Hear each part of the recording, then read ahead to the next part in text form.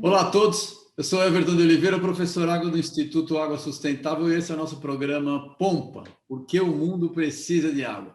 Como sempre, a gente traz pessoas que têm a vida dedicada ao tema, que podem nos ensinar caminhos, né? Porque é baseado na experiência dos outros que a gente evita cometer erros que eles já cometeram. Então, você vê o caminho das pessoas, a gente está sempre aprendendo. E mais, são pessoas que estão tornando a água do nosso país melhor pela sua dedicação, pelo seu talento, experiência. E hoje eu trago um amigo de longa data, o Marco Antônio Palermo. Ele é engenheiro civil, mestre em engenharia hidráulica e doutor em engenharia de recursos hídricos. Ele tem experiência na área de engenharia civil com ênfase em recursos hídricos, atuando principalmente em gerenciamento de recursos hídricos, gerenciamento ambiental de obras de grande porte, planos de bacias hidrográficas e de saneamento, drenagem urbana, modelos hidrológicos, hidráulica fluvial, hidrologia e obras hidráulicas. Tudo ligado à água, como vocês podem ver. Marco, bem-vindo, muito obrigado pela sua gentileza de participar aqui com a gente. Por favor, conta um pouco da sua trajetória, como é que você começou na engenharia civil e como é que você terminou fazendo água? Pois é, Everton, muito obrigado aí pelo convite, é uma satisfação. Eu conheço você já de muito tempo e a sua plataforma, seu programa, enfim, suas atividades aqui são muito boas e muito reconhecidas por todos nós. Parabéns, viu? Inicialmente, né? Eu agradeço a todos. E agradeço também novamente por lembrar de mim, né? Porque eu de vez em quando apareço, né? Mas é raro. Né? E a minha trajetória começou exclusivamente, eu acho que eu sou, vamos dizer, hoje talvez uma espécie de extinção no setor, porque eu permaneci desde o início desde meados da graduação, interessado e unicamente focado nesse tema. Eu nunca, exceto num pequeno período que eu entrei mais para a área de meio ambiente, né? Mas também muito focado em obras hidráulicas, mas a minha trajetória aí começou já como estudante. Eu, na Escola Politécnica, fui a primeira turma que teve o curso de hidrologia aplicada, isso em 1979, porque hidrologia era uma disciplina, era uma parte do curso de saneamento. Então, nós tínhamos as disciplinas de saneamento e lá na disciplina de saneamento, quer dizer, tinha lá algumas aulas de hidrologia para dimensionamento, principalmente para galerias de águas pluviais, obras de controle de cheias, esse tipo de coisa. Em 79, entrou o curso de hidrologia aplicada, e quem ministrava eram duas pessoas, o professor Coqueu Errara e o professor Rubem Lalaina Porto. Coqueu Errara era o professor titular, quer dizer, e dava as aulas teóricas, e o Rubem Lalaina Porto, já diretor, jovem, já diretor do Laboratório Hidráulica da Poli, o CTH, dava as aulas práticas. Entretanto, como foi o primeiro curso, não tinha material didático, havia apenas um livro, havia 2 livros na época, assim, mas não havia material didático da escola, tá? E eu gostei daquilo, né? Falei, coisa interessante, quer dizer, o Coquei ele se comunicava muito bem, né? Se comunica muito bem, e, atrai muitas pessoas, o Rubem dava aulas excelentes também, mas eu falei, coisa interessante. E aí, aí começou o meu interesse, eu pedi um estágio, e fui contratado como estagiário e comecei a produzir as apostilas de exercícios do curso, tá? Que ficaram lá muitos anos, quer dizer, até depois eu vim a ser professor também da Escola Politécnica, do departamento lá por uns anos, e pouco antes de eu entrar, ainda existiam as apostilas do meu tempo, né? Quer dizer, daí reformulamos também novamente, esse tipo de coisa, né?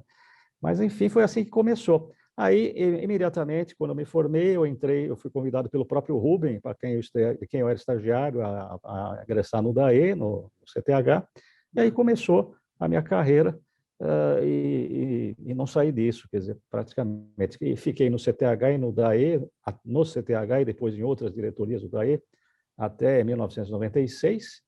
Daí que teve um pequeno período que eu trabalhei no DNR, Eu saí em 96 daí por iniciativa própria, eu era servidor público, mas saí e trabalhei no DNR e aí também aproveitei e fiz o meu doutorado em gerenciamento ambiental de obras de grande porte.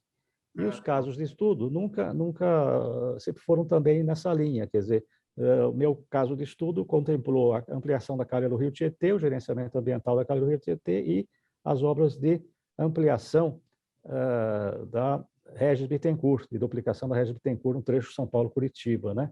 E eu fui o gerente ambiental pelo DNR nesse conselho. Foi o único período assim que eu me mantive um pouco mais, mas mesmo assim ainda lógico que o meu viés era muito focado a isso. E aí prossegui, quer dizer, prossegui na BRH, prossegui, depois vamos falar um pouco sobre isso, prossegui em muitas outras instituições, na ANA, fui consultor da Agência Nacional de Águas desde a sua fundação, e mais recentemente, aí já estou falando em 2014, passei a trabalhar na cidade de São Paulo. Tá? E essa é a minha atual, vamos dizer, é o meu atual emprego, vamos dizer assim, né? Quer dizer, minha atual função. E nossa missão ainda está se desenvolvendo lá nessa área de segurança hídrica, que também podemos falar um pouquinho mais adiante. Sim, vamos falar, ótimo. Muito legal, muito legal. Você viu várias coisas se formando, né? Que você pegou. Praticamente, você tem uma história enorme também junto com a BR Hidro, a antiga BRH. Isso, exatamente. Legal. Você viu praticamente o nascimento da associação, né? Exatamente. Foi nessa época, porque a BRH foi criada por aquelas pessoas, o Rubino Alaina Porto, o Flávio Terrabart, um grupo de notáveis pessoas Braga. Braga, exatamente, quer dizer, que trabalhavam no setor e que sentiam, vamos dizer, eram pessoas com uma base acadêmica muito sólida, né, e uma experiência administrativa também muito grande. Então, em 77, exatamente esse período, eu era ainda, estava no começo da escola, né, em 77 eles criaram a Associação Brasileira de Recursos Hídricos, e aí eu me prestei digamos, eu me interessei, já também estava nesse processo, e eu acho que eu fui talvez um dos primeiros autores que, estudante ainda, publicou um trabalho em congresso da BRH. Eu lembro que eu não era formado ainda e escrevi, como coautor do COCEI, né, um trabalho chamado Aproveitamento Doméstico de Águas Pluviais. Isso em 1980, e o trabalho foi apresentado e aprovado em Fortaleza. Eu não pude ir a Fortaleza, porque não estava estudando, né? Mas o trabalho foi aprovado e foi o meu primeiro trabalho em congresso, ainda não formado. Entende? Interessante, né? E a partir daí seguiu o meu interesse na BRH. A BRH ela passou por um período em que valorizou muito as representações regionais, e a representação de São Paulo, enquanto existiu, eu fui o representante da BRH de São Paulo, enquanto ela existiu. Quer dizer, não sei se foi por causa disso que eles encerraram as regionais, porque eu virei tipo um ditador, né, da BRH em São Paulo, quer dizer, só eu ficava como representante regional da BRH de São Paulo.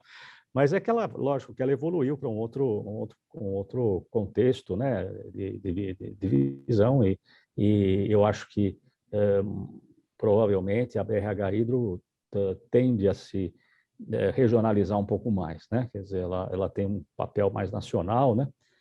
E na BRH eu fui praticamente, aí eu tive um desempenho bastante grande e eu acho que eu acho aí que o meu principal papel na BRH foi realmente valorizar a representação regional.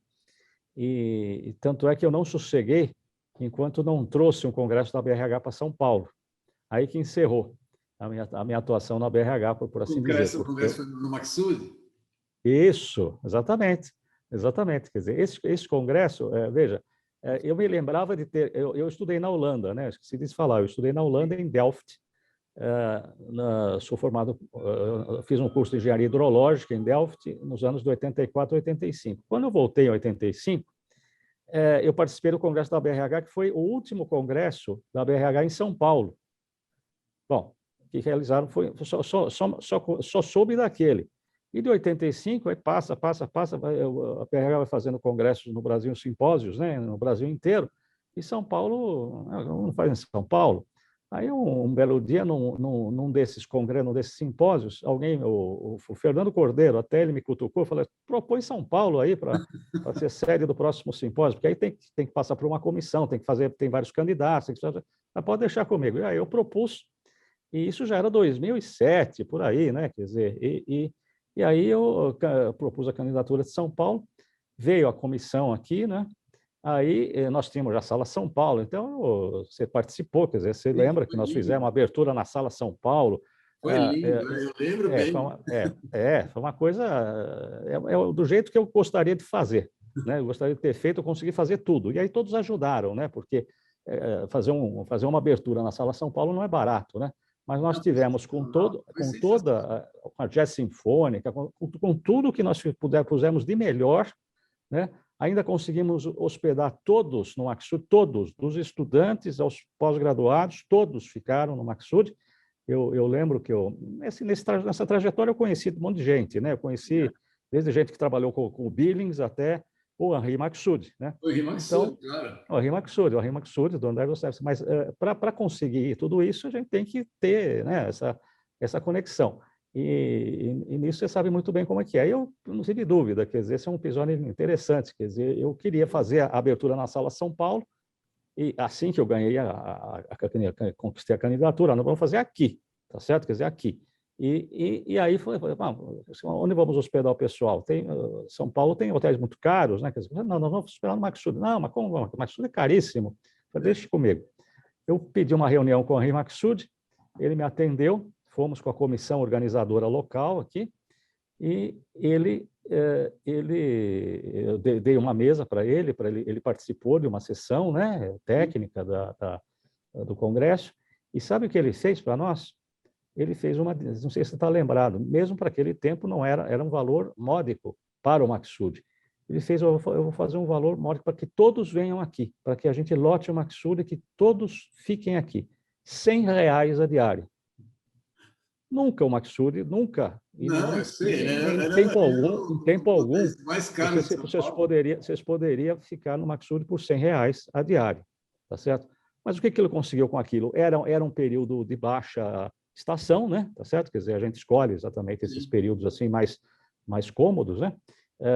E o Maxud ficou lotado, tá certo? Quer dizer, ele que faturaria normalmente pouco, faturou muito mais do que em qualquer episódio. E tivemos um hidráulico, né, por assim dizer, quer dizer, um cara dono da maior, que foi uma das maiores empresas de consultoria do mundo. A Hidroservice, não sei se as pessoas sabem, mas foi uma das maiores, se não a maior empresa de consultoria, engenharia consultiva do mundo. Tá? Quer dizer, maior que a Bechtel, maior que muitas outras, as pessoas não sabem disso. Tá? Quer dizer, e ele participou ativamente, ele estava ainda muito ativo naquela época, e foi foi uma das pessoas que eu tenho muita satisfação de ter conhecido. Eu conheci muitas pessoas, acho que a minha história é mais interessante contar a história dos outros do que a minha, porque a minha foi conhecer essas pessoas, né? Como você, como muitos outros. Então, essa convivência que traz esse enriquecimento humano e profissional, né? E o Maxud, eu acho que no seu final, e nesse final nesse congresso, ele deu assim ele teve um renascimento, eu diria, tá? Quer dizer, ele reviveu muito daquilo que ele teve a oportunidade de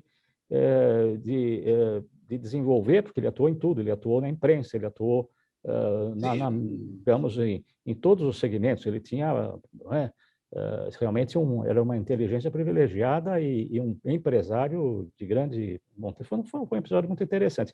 A partir daí, aí eu virei, em agradecimento, vamos dizer assim, eu fiquei diretor da BRH, diretor de eventos, mas eu não sou bom em eventos, né? Quer dizer, foi uma forma e aí, daí nós levamos o congresso seguinte lá para o Centro-Oeste, né?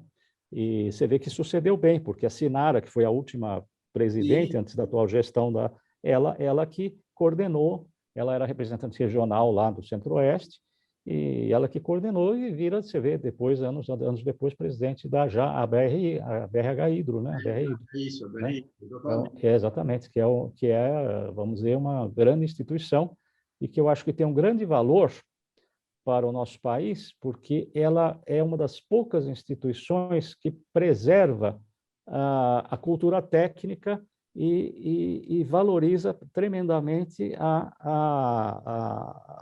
digamos, a ciência, a água como ciência, tá? A água como ciência é uma ciência, ela é muito difícil, e tudo que a BRH, eu não vejo a BRH, nunca vi a BRH, digamos, disputar espaço empresarial, político, ela sabe o lugar dela, tá?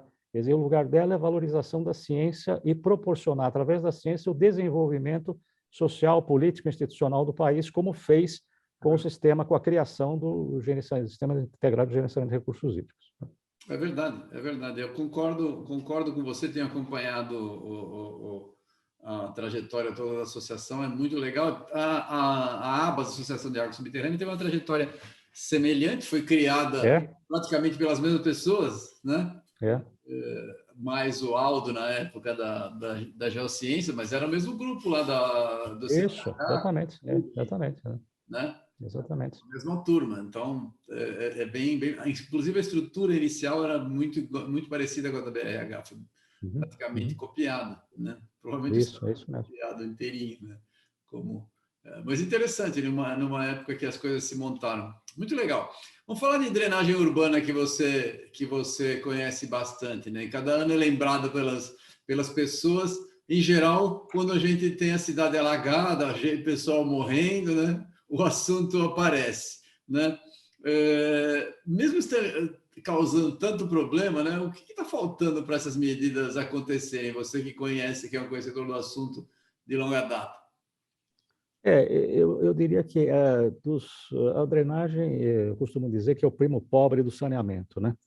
Quer dizer, infelizmente é isso que acontece, sempre aconteceu e continuará assim enquanto a gente não conseguir ter um planejamento do manejo de águas pluviais, digamos, vinculado digamos, a geração de receitas para a sua implementação. Nós até temos alguns planos de manejo de águas pluviais muito bons. Por exemplo, a cidade de São Paulo tem um plano de manejo de águas pluviais atual, feito pela Fundação CTH, foi inclusive através dele que eu entrei na prefeitura, porque eu participei ativamente desse plano de manejo de águas pluviais, foi contratado pelo Desenvolvimento Urbano, pela Secretaria Municipal de Desenvolvimento Urbano, junto à Fundação Centro Tecnológico de Hidráulica, e eu participei disso, daí eles me convidaram em função dos resultados, me convidaram para que isso fosse viabilizado. Quer dizer, e a ideia era criar uma entidade que a gente imaginou inicialmente, uma São Paulo Águas, ou seja, ter uma entidade municipal que pudesse ter receita própria, vamos dizer, que não dependesse exclusivamente do Tesouro e pudesse executar, vamos dizer, uma outra modelagem para que a água, digamos, a drenagem urbana e o manejo de águas pluviais se transformasse numa realidade de negócios. Infelizmente, o Brasil entende que isso é nossa cultura. Eu observo que é nossa cultura. Ela só, vamos dizer, você só vê os empreendimentos de natureza mais pública ou de prestação de serviço público, como é o abastecimento público, água e esgoto, transporte metropolitano, metrô, esse tipo de coisa. Quer dizer, ele só vê prosperar quando ele se transforma num negócio rentável para a iniciativa privada. Infelizmente é isso, tá? Então, mas esse é um modelo equivocado, na minha opinião, porque nem todos os negócios, nem todas as ações de prestação de serviço público são sustentáveis economicamente como modelo de negócio tradicional, ou seja, nem sempre elas podem dar lucro, tá? E a drenagem tem essa peculiaridade, quer dizer, como que você vai ganhar dinheiro com a drenagem, tá? É muito difícil. Então, quer dizer, se não houver, isso é no mundo inteiro, quer dizer, qual é a cidade do mundo, ou a mega cidade, porque nós não somos uma mega cidade, não, nós estamos entre as 10 maiores cidades do mundo. São Paulo é um país. As pessoas não fazem não tem muita noção disso, mas São Paulo é um país. Eu digo para todos os secretários, para todos vocês estão administrando um país, então vocês não se apequenem. Vocês têm um país aqui. na sua frente, tá certo? Quer dizer, então, como que nós vamos administrar um país imaginando que tudo nesse país é negócio rentável? Nem tudo é negócio rentável. Faça uma comparação com as outras megacidades. Nova York, vamos dizer, as cidades mais parecidas com a nossa, né? Quer dizer, cidades onde há realmente um mundo muito mais ocidental, vamos dizer assim, né? E não precisa chegar muito longe, vai Londres, vai Paris, enfim, cidades grandes também, que não são tão mega cidades como nós, mas como que elas têm negócios com a drenagem? Não, não tem, tá certo? Quer dizer, elas são sustentáveis pelo poder público. Então, elas entram num pacote integrado com o saneamento, integrado com as políticas públicas, mas elas não são geradoras de receita. Pode ter alguns componentes que geram receita, mas não são geradores de receita propriamente ditas para se transformar num negócio que possa ser, vamos dizer, altamente rentável como a nossa cultura se acostumou, tá? Então, eu vejo esse como o principal problema. E esse é o principal entrave, quer dizer, como que nós vamos convencer a sociedade de que drenagem não é exatamente um grande negócio, tá certo? Quer dizer, drenagem é um serviço público que ele tem que ser sustentado na maior parte das vezes pelo poder público. E sendo assim, nós temos esta dificuldade, porque aí o que acontece? O manejo de águas pluviais, que é o nome acho que mais em voga, né? Quer dizer, ele depende de recursos do Tesouro. E recursos do Tesouro, aí nós vamos dizer, nós estamos, vamos dizer, concorrendo com saúde, que também não tem muita iniciativa privada, quer dizer, estamos concorrendo com educação, que não tem nenhuma, tá certo? Quer dizer, educação privada é um outro mundo, quer dizer, é um mundo sofisticado, é um mundo que não pertence ao cidadão comum, tá certo? Quer dizer, saúde, educação e segurança, tá certo? Quer dizer, como que nós vamos competir com isso? Não dá, tá? Quer dizer, nós ficamos simplesmente com a drenagem, o manejo de águas pluviais fica com a raspa do tacho daquilo que eventualmente alguém né, não usou, tá certo? Quer dizer, então, fica inviável, quer dizer, então nós temos uma situação que se degrada cada dia mais, quer dizer, a rede pluvial, vamos dizer, as galerias de águas pluviais estão cada vez mais, assim, mais sucateadas, né? Quer dizer, estão perdendo a sua funcionalidade e nós não desenvolvemos um modelo institucional, econômico, financeiro que aporte recursos para isso. Esse é o grande problema, tá? Quer dizer, e todo mundo que vem com a história de que vamos fazer uma PPP, não sei o que, vai fazer PPP do quê? Exato. Quer dizer, como que você vai ganhar dinheiro coletando água pluvial? Só se inventar uma taxa, tá? Quer dizer, bom, mas essa taxa, você já pensou qual que vai ser o vereador que vai se dispor vai criar, não tem viabilidade política isso aí, tá certo? Quer dizer, então nós precisamos partir para uma realidade. Eu acho que nós precisamos partir para uma realidade. Olha, drenagem não se resolve como um negócio, vamos dizer, altamente rentável. Então, nós podemos contar com o prestador de serviço privado na sua operação e manutenção como contratado, sim, mas não como um parceiro que faça investimento aqui, tá? Quer dizer, faça investimento e conte com alguma receita de algum serviço prestado. Não existe isso, quer dizer, não existe isso em lugar nenhum do mundo, não conheço, e não dá para existir assim. Outros serviços, sim, que são sustentados por tarifa e que tem um ciclo econômico, um ciclo tarifário que você realmente realimenta em função dos investimentos existentes. Mas drenagem não existe isso, mesmo porque são eventos, elas têm que ter uma capacidade. Tem aí uma diferença, porque o sistema de abastecimento público é um sistema perene digamos, nós temos uma curva de crescimento, de atendimento que é função de consumo, tá certo? Quer dizer, a drenagem é o seguinte, ela depende da natureza. Então, você pode passar anos sem ter um evento crítico, mas pode ter um ano que tem 10 eventos críticos, tá certo? Quer dizer, então, como que você vai dimensionar receita com base numa sazonalidade totalmente, que depende totalmente da natureza, do clima, né? Quer dizer, não há como fazer isso, você entende? Quer dizer, não há equação econômico-financeira que feche nesse caso. tá?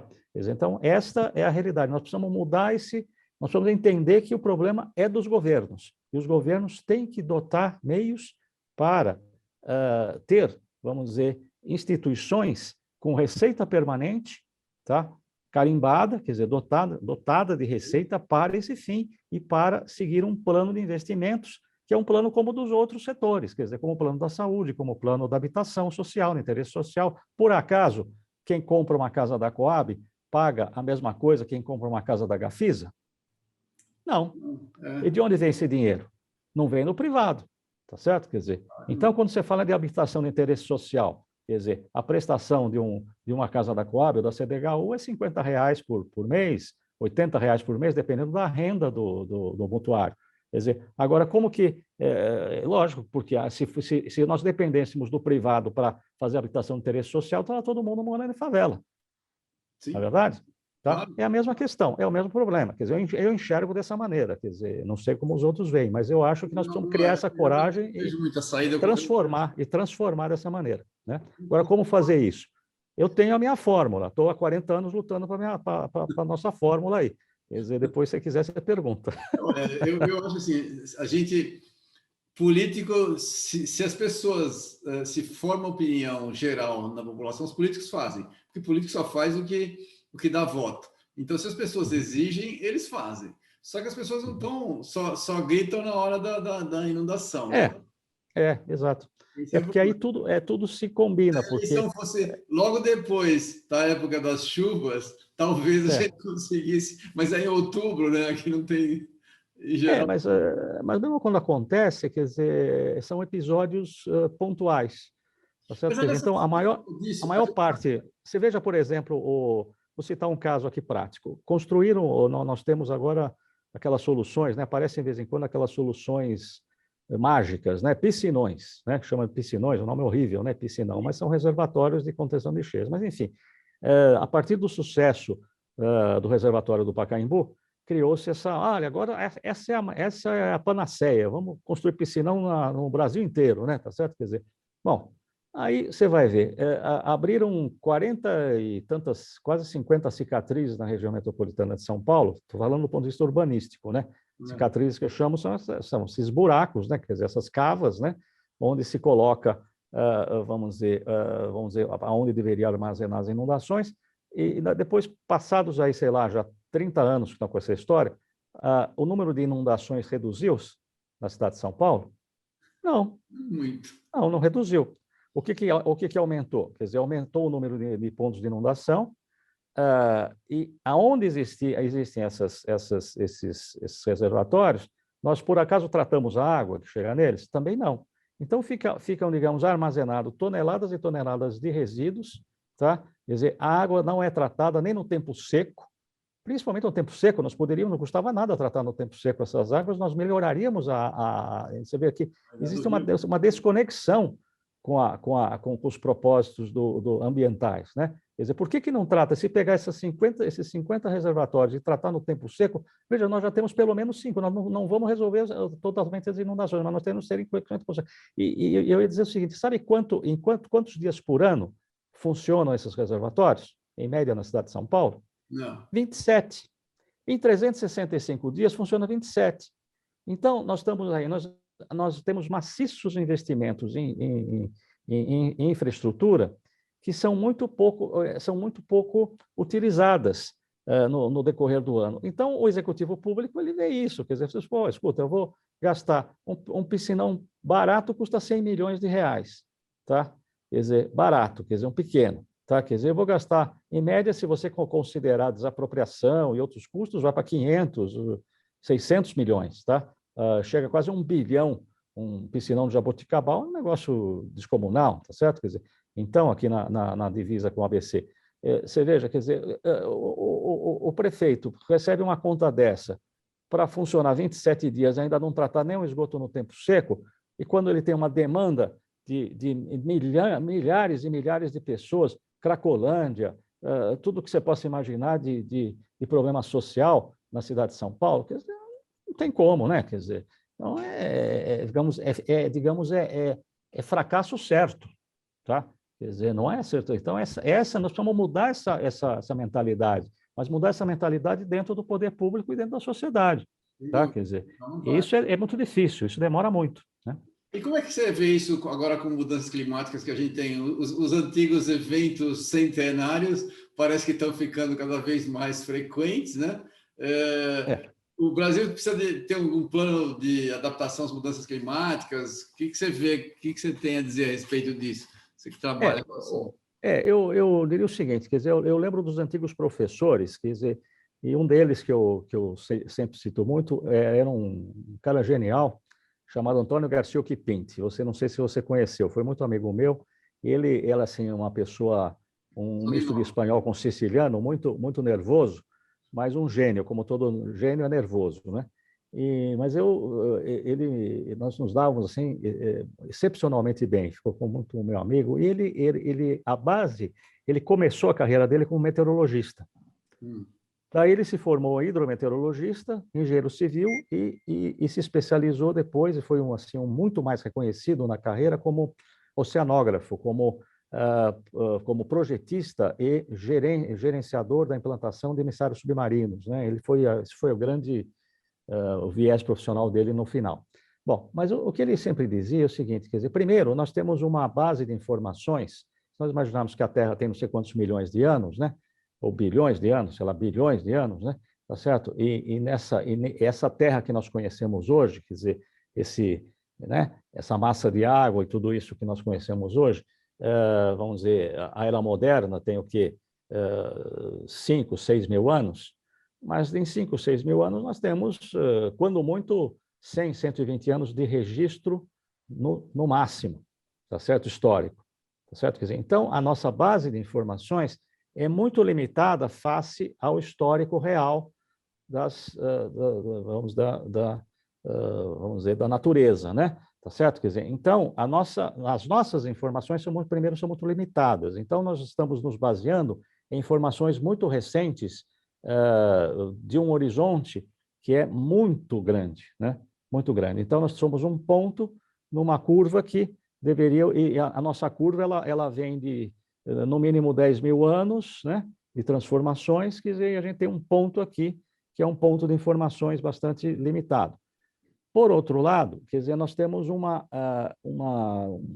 dificuldade de entender que a dimensão dos fenômenos atmosféricos e das massas de ar e tudo isso é tão grande, a energia emanada por eles é tão grande, que muito dificilmente, a não ser em casos pontuais, como em grandes núcleos urbanos, etc., isso é verdade, quer dizer, que há aquecimentos, etc., ganhos de calor, etc., mas digamos, a nossa dimensão para afetar globalmente, ela também precisa ser pensada, porque a energia que existe em torno da Terra, e que é basicamente de origem solar, quer dizer, ela é tão grande que a nossa capacidade ainda de afetar isso, ela também tem nós precisamos discutir isso se nós temos dimensão para afetar globalmente, quer dizer, não seriam outros fatores também? O que seria mais importante? Uma variação da energia emitida pelo Sol, que se o Sol fizer isso, der uma piscada, tá certo? Quer dizer, e emitir um milionésimo a mais de energia do que...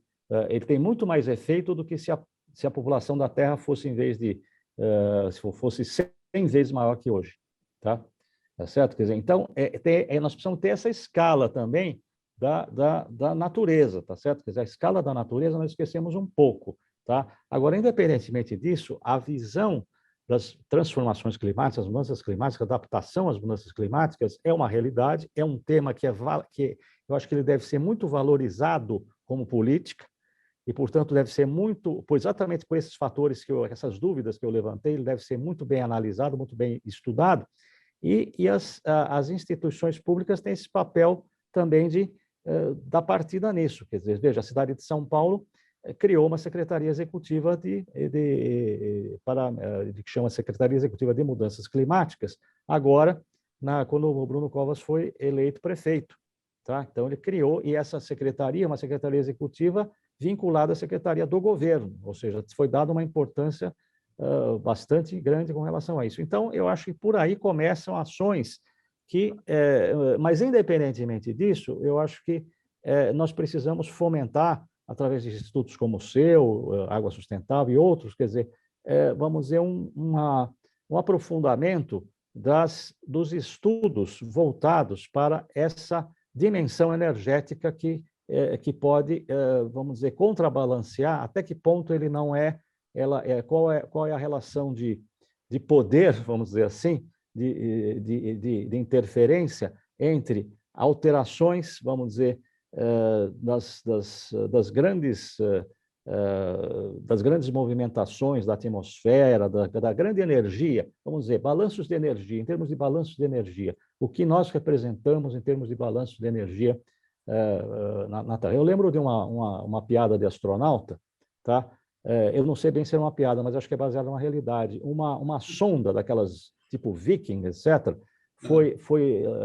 fez um rastreamento na Terra, tá? Como se a Terra fosse um planeta desconhecido. E ela não identificou sinais de vida. Ou seja, as nossas ferramentas naquele tempo, estou falando dos anos 70, final dos anos 70, uma sonda dos anos 70, que ia espaço afora, ensaiada para a Terra, tá? Quer dizer, olhando para a Terra, não conseguia identificar sinais de vida na Terra. Tá certo? Ou seja, a nossa tecnologia daquele tempo, tá certo? Quer dizer, sequer dava condições de identificar espacialmente se nós existíamos. Quer dizer, o que dirá dos outros, né? Quer dizer, então, isso dá uma dimensão que a nossa ciência ainda, acho que precisa avançar bastante. Quer dizer, mas, enfim, quer dizer, nós temos um plano nacional. Podia ser pior, podia ser que ela não tivesse notado o sinal de vida inteligente, é isso? Não registrou sinal de vida algum, inteligente ou não inteligente. Quer dizer, hoje talvez encontraria muita vida não inteligente, né? Quer dizer, assim, ia ser hoje ela teria até, olha, tem vida, mas não me parece ser muito inteligente, né?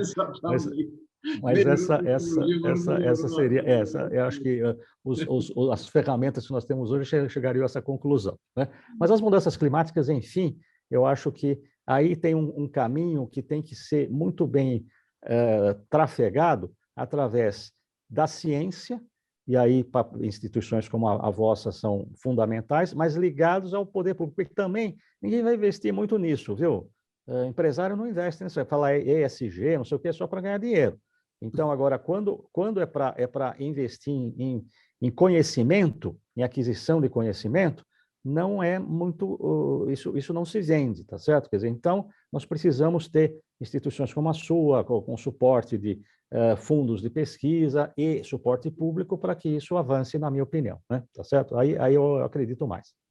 Vamos falar de segurança hídrica, que você também manja bastante. Como é que a gestão, né, gerenciamento e manejo de bacias hidrográficas podem contribuir para a segurança hídrica, né? Isso. Para reduzir as crises. E quais os principais fatores que ameaçam a segurança hídrica no Brasil? Veja, essa questão, eu entrei nessa questão da segurança hídrica, a gente já ouve falar muito em water secure, né? Há décadas, né? No exterior. Você com certeza já ouviu e teve já viu muitas publicações nesse sentido. Agora, veja, quer dizer, isto é um conceito muito moderno para nós, muito contemporâneo.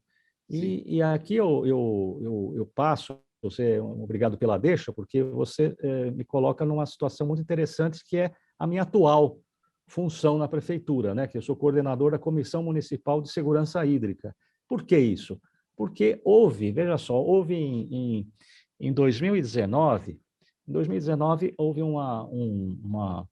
a promulgação de uma lei municipal, Lei 17.104, em 30 de maio de 2019, que decorre de um projeto de lei já de 2016 da Câmara Municipal, de um conjunto de vereadores de vários partidos, né? E instituiu a Política Municipal de Segurança Hídrica e Gestão de Águas. E a segurança hídrica aqui, ela é entendida, no caso aqui da nossa lei, como uma garantia à população ao acesso a quantidades adequadas de água de qualidade aceitável, mas mediante o quê? Não se trata, é uma integração de políticas que não são somente de gestão de recursos hídricos, gestão de recursos hídricos com saneamento, meio ambiente, saúde, uso do solo, defesa civil, transparência e controle social. Então, esse conjunto é que constitui, vamos dizer, constitui os princípios da segurança hídrica. Quer dizer, então, e aqui nós estamos num processo que essa lei estabeleceu, quer dizer, envolvendo aqui a necessidade de estabelecer uma política municipal de saneamento que preveja o princípio da integralidade da prestação de serviços, ou seja, a universalização. Isso é o primeiro princípio. Depois, medidas de saúde voltadas à qualidade para o consumo humano, que foram muito focadas, principalmente agora no período da pandemia. Não sei se as pessoas sabem, mas até recentemente, o nosso contrato de prestação de serviço de saneamento, ele considerava São Paulo, 30% da cidade de São Paulo, como área não atendível. Por isso que os indicadores de desempenho da Sabesp eram altíssimos. É quase universal. Não, porque 30% da cidade não era atendível. Exatamente a área vulnerável. Eles não era considerado pelo contrato não atendível. Daí nós fizemos uma reformulação do contrato, daí de repente os indicadores despencam porque caem na realidade. E já estávamos numa linha de que esse atendimento, para ser universal, tem que atender a todas as pessoas, quer elas habitem em assentamentos precários, em núcleos irregulares, o que for. Tá certo? Quer dizer, nós não podemos admitir aquilo que alguns chamam de cidade informal. Não existe cidade informal. Tá certo? Quer dizer, então, essa visão permite que nós possamos avançar na segurança hídrica e um dos eixos, um dos pilares, exatamente essa integralidade da prestação de serviço. As medidas de saúde, como eu vinha falado, agora na pandemia nós tivemos a oportunidade de atuar prioritariamente em assentamentos precários. Havia centenas de núcleos que não tinham sequer um lavatório na cidade de São Paulo, centenas, né? Aí nós empurramos a Sabesp lá para, olha, você vai pelo menos pôr uma pia lá naquela comunidade, colocaram 100 comunidades, pia que não tinha sequer um lavatório. Nós estamos falando da cidade de São Paulo, tá certo? Quer dizer, a quinta maior cidade do mundo, tá? Quer dizer, então essa é a realidade. Uma política municipal importante que dá revitalização e proteção das nascentes.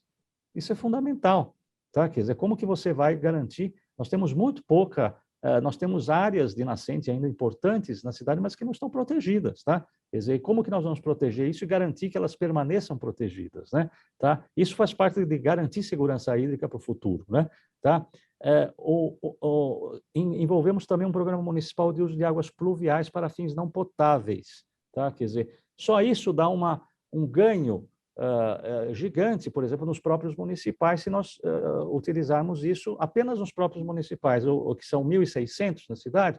Se nós utilizarmos a água pluvial para fins não potáveis, quer dizer, já dá uma economia que pode ser utilizada para outros fins. A água boa, a água que é cara, né, passa a ser utilizada para outros fins, né?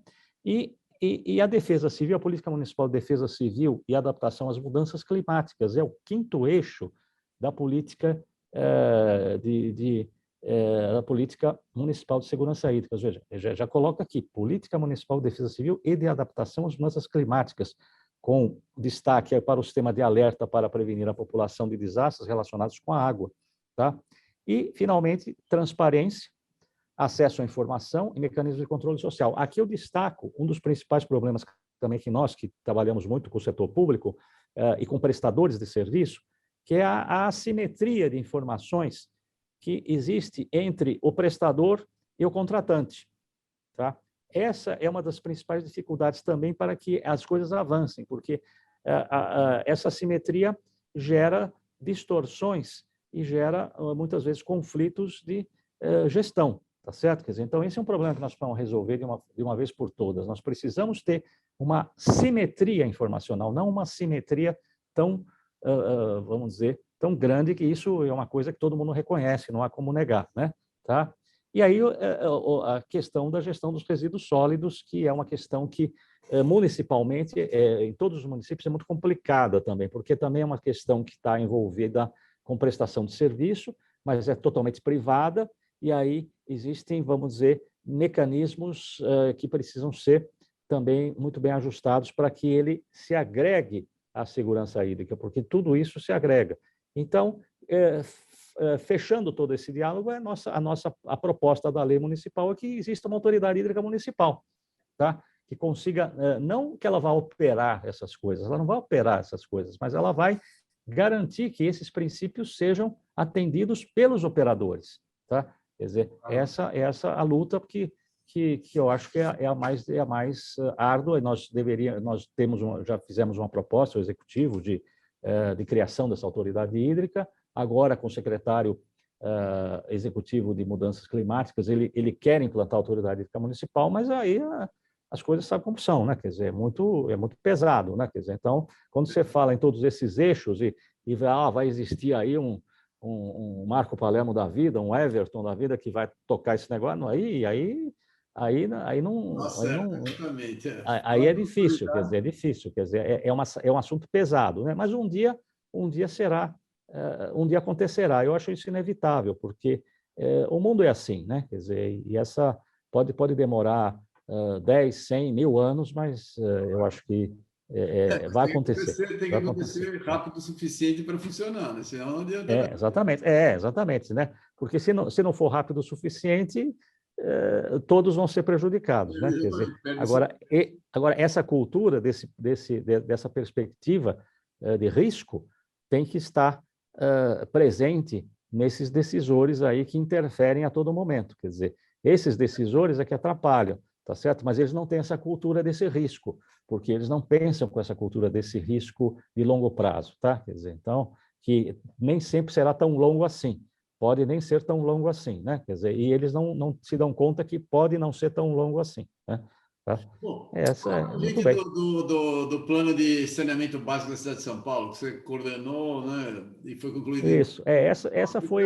Eu gosto muito de planos, né? De fazer planos, mas planos assim bem estruturados. Quando nós estávamos eu fui secretário executivo do prefeito Bruno Covas, né? Ele era vice-prefeito e era presidente do Comitê Gestor do Serviço de Água e Esgoto da Capital, que é o comitê que, vamos dizer, que administra o contrato de prestação de serviço público da cidade com a Sabesp. E eu era secretário executivo dele, quer dizer, e nós estávamos exatamente na época de fazer uma atualização do plano. O marco regulatório do saneamento já estava rodando, né? E aí ele me perguntou, olha, escuta, quanto custa para fazer um plano aqui para a cidade? Eu falei, olha, o Estado aqui contrata alguns planos, etc. Eu posso lhe dizer o seguinte, não para uma cidade do tamanho de São Paulo, que não tem outra, né? Mas eu imagino que seja alguma coisa em torno de 2, 3, 4 milhões de dólares, alguma coisa assim, né? Tá? Falou, mas eu não tenho coragem de pedir esse dinheiro para o prefeito, que era o João Dória, né? Tá? Quer dizer, você faz o seguinte, você faz como você fez os outros planos que você fez, você arregimenta aqui a cidade, que nós temos muita força de trabalho, e faz aqui dentro, né? Então, essa foi, eu acho que a grande sacada, porque ele me deu os meios, não só ele, mas outros, aqui, não posso deixar de citar pessoas como Fábio Lepic e muitos outros que ajudaram, né? Mas principalmente os dois, né? E alguns colegas, principalmente da São Paulo Urbanismo, o presidente José Armênio, quer dizer, o pessoal do urbanismo é muito ligado, muito focado nessa política, né? E nós conseguimos, aí que eu descobri que realmente como a cidade de São Paulo é um país, só com nossos, atuando matricialmente, com os nossos super-heróis, vamos dizer assim, nós temos uma categoria profissional, chamamos de analista de políticas públicas e gestão governamental. Esses jovens são jovens super bem formados e de altíssima capacidade. Só com essas pessoas e um consultor de saneamento, uma pessoa, nós montamos um plano de saneamento absolutamente alinhado com o plano diretor estratégico da cidade de São Paulo, que ele tem a mesma linguagem, e absolutamente alinhado, e entregamos isso em 2019 para o prefeito, com um marco regulatório que a gente já sabia que já estava, então, para sair. Quer dizer, então, aquilo que estava no cerne da lei, nós atendemos, e com um programa de investimentos também alinhado com a Sabesp. Ou seja, o programa de investimentos, que vigoraria até 2021, tá? Ele estava totalmente alinhado e, portanto, nós vinculamos, lógico, que o plano municipal de saneamento com o programa de investimentos até 2021. E, a partir daí, teria que fazer um novo, que já é tempo de fazer, nós teríamos que fazer 2021, 2024, que ainda não tomaram essa providência. Mas eu diria que modéstia à parte, o melhor plano de saneamento que eu vi até hoje, e em termos de, principalmente porque saiu da cidade, tá? Saiu dos seus quadros, saiu da sua potência, de toda a sua, da sua realidade. Quer dizer, ele veio da realidade, não foi uma realidade de fora, digamos, de um consultor, de um serviço de consultoria externo que coloca a sua visão. Foi a realidade da cidade que transpareceu com o apoio, lógico, que de informações de base que são providas pelos prestadores de serviço, né? Então, eu acho que eu tenho muito orgulho desse trabalho. Eu não era uma pessoa focada muito no saneamento, mas me transformei num entusiasta do saneamento e vou pedir até para o Cavalcante aí um título de sanitarista honorário, tá certo? Quer dizer, né? Em função desse trabalho, né? Ele com certeza vai gostar da ideia. Muito legal. Marco, a gente infelizmente o papo está muito bom, gostei muito das suas colocações, algumas muito interessantes, né, para a gente ver. Conhecendo os recursos hídricos e conhecendo todo mundo do assunto aí, tem alguma forma de a gente se aproximar junto com o Professor Água, que é um projeto que a gente tem, o Instituto Água Sustentável, para ajudar a fazer a divulgação desses projetos e melhorar o alcance disso daí? Bom, eu acho que, eu diria que, antes de mais nada, que no que me diz respeito, a cidade de São Paulo está à sua disposição.